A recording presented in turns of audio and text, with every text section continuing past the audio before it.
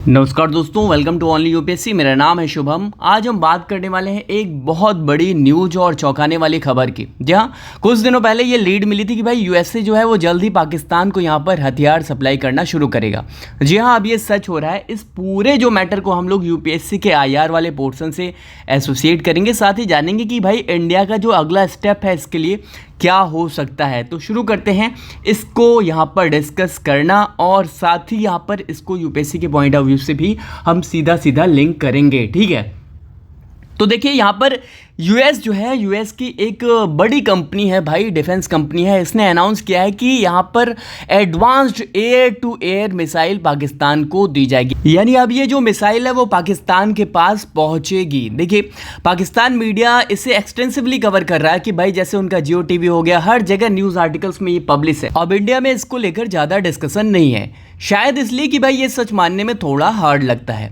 ठीक है, तो अब सबसे पहले अपन लोग देखते हैं कि भाई ये जो मिसाइल है वो कहाँ यूज हो सकती है। इंडिया के अगेंस्ट भी यूज हो सकती है ना। जब पाकिस्तान के पास जा रही है तो भाई ये डिफरेंट प्लेसेस पर यूज़ करेगा पाकिस्तान। ठीक है, देखिए पाकिस्तान जो है वो इन मिसाइल्स को क्या करेगा, वो 3 मेन जगहों पर यूज कर सकता है। देखिए, अपने ही लोगों पर सबसे पहले, जैसे पाकिस्तान की जो आर्मी है उसका हिस्ट्री यही रहा कि भाई अपने जो सिविलियंस हैं, जो नागरिक हैं, वहाँ पर एक्शन ले चुकी है पाकिस्तानी जो आर्मी है। तो सबसे पहला भाई वो अपने ही लोगों पर इसका यूज कर सकती है। दूसरा भाई अफगानिस्तान में इसका यूज कर सकती है। अगर जो यूएस है उसको लगता है कि कोई ग्रुप थ्रेट है उसको, तो भाई ये मिसाइल डिप्लॉय हो सकती है वहाँ पर भी। ठीक है, अब थर्ड जो है वो भाई सबसे ज़्यादा क्रूशियल है, वो इंडिया के खिलाफ यहाँ पर यूज हो सकता है। सबसे बड़ा खतरा यही है। देखिए, फ्यूचर में पाकिस्तान इन मिसाइल का यूज़ इंडियन एयरफोर्स के खिलाफ कर सकता है।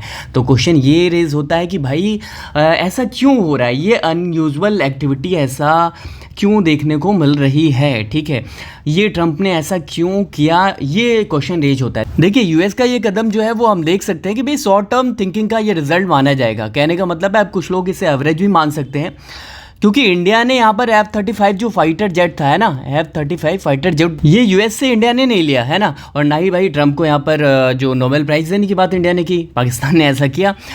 यहाँ पर क्या है भाई, जो पुतिन है उन्होंने भी बताया कि भाई यूएस अक्सर जो है लॉन्ग टर्म जो कॉन्सिक्वेंसेस हैं इसको इग्नोर करता है ना, ये हिस्ट्री रहा है।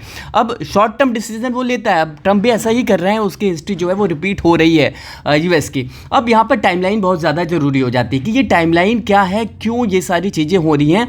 देखिए, यहाँ पर ज़्यादा ज़रूरी ये है कि भाई 7 मई ये जो डेट है वो आपको याद रहेगा। इस डेट में यहाँ पर जो यूएस डिफेंस मिनिस्ट्री है वो ऑफिशियल लिस्ट जारी करती है। यहाँ पर पाकिस्तान का ऐसा कोई नाम नहीं था कि उसे फाइटर जेट यहाँ पर दिया जाएगा। ठीक है, अब यहाँ पर कुछ मंथ बाद क्या होता है, अचानक जो पाकिस्तान यूएस मिलिट्री है और इकोनॉमिक कोऑपरेशन है वो रिवाइव हो जाता है। अब ये दिखाता है कि ट्रंप की जो फॉरेन पॉलिसी है वो अनप्रेडिक्टेबल है, शॉर्ट टर्म पर फोकस है, ये क्लियर है। ठीक है, अब इंडिया के लिए ये यहाँ पर क्या मीनिंग निकलती है, ये क्या हम लोग यहाँ पर इंडिया के लिए क्या देख सकते हैं। देखिए, ऑपरेशन सिंदूर जो है आपने देखा, आप सभी ने देखा, इंडिया ने यहाँ पर कई पाकिस्तानी जो F-16 फाइटर जेट थे उसको यहाँ पर इंडिया ने डिस्ट्रॉय किया है ना। अब इंडिया का जो तेजस फाइटर जेट्स है उसके जो इंजन्स हैं वो भाई यूएस पर डिपेंडेंट है ना।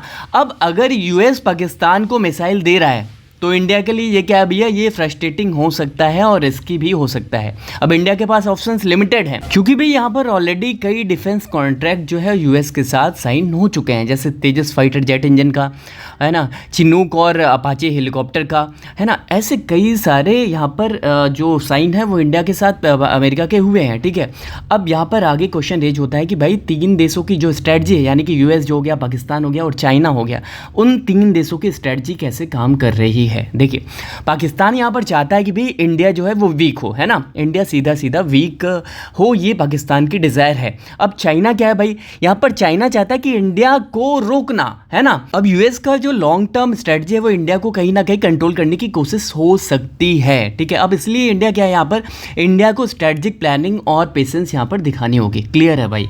ठीक है, अब इसको कंक्लूड करने की कोशिश करते हैं कि क्या आगे निष्कर्ष क्या हो सकता है। देखिए, कंक्लूजन में हम देख सकते हैं भाई जो यूएस है वो क्या कर रहा है अभी, एयर टू एयर मिसाइल जो है पाकिस्तान को अप्रूव कर रहा है। ठीक है, अब ये मिसाइल जो है पाकिस्तान क्या करेगा, अपने ही लोगों पर यूज़ करेगा या फिर अफगानिस्तान पर यूज़ करेगा या फिर इंडिया के खिलाफ एट द एंड यूज़ कर सकता है। वही हमने देखा भाई क्या यूएस का जो ये स्टेप है वो शॉर्ट टर्म थिंकिंग वाला है ना, एग्जांपल हमें दिखता है इसका सीधा सीधा।